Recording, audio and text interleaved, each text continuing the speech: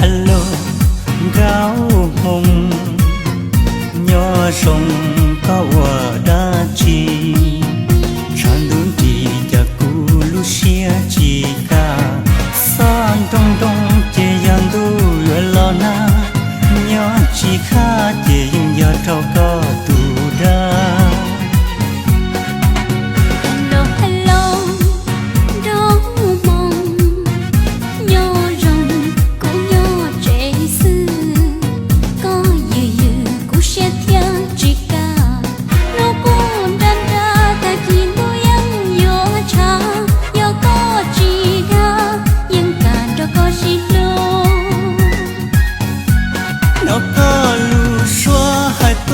Rong rong nồng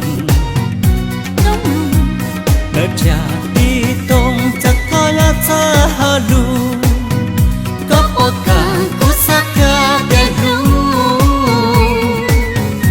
sa lo hoa tu với cùng ý xa. Hello gáo hồng có sông hay lúa cá chi si chính gì cú li phong kha so da da lo tia tôi cho cú mua nhá cú la la hoa luồng gao sao hoa có tu. Hello. Yes. Okay. Hello. Okay. Chính đến to lu li xia cú mặn cha chua to xia la la du xuyên đề nhớ to nôn nơi lo cho mà tua từ ly hay chi.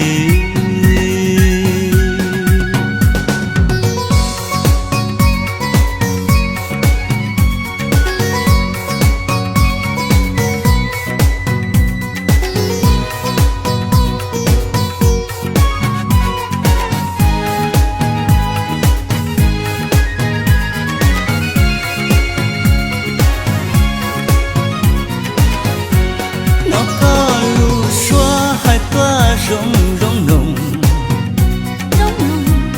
đất cha đi tông chắc có lá xa hà lu có ô cả cú sa ca đen ru sa lo hoa tu với cùng ý xa. Hello gáo hồng có sông hay lúa cá chi si chính gì cú li phong kha so da da lo tia tôi cho cú mua nhá cú la la hoa luồng gao sao hoa có tu. Hello. Yes. Okay. Hello. Okay.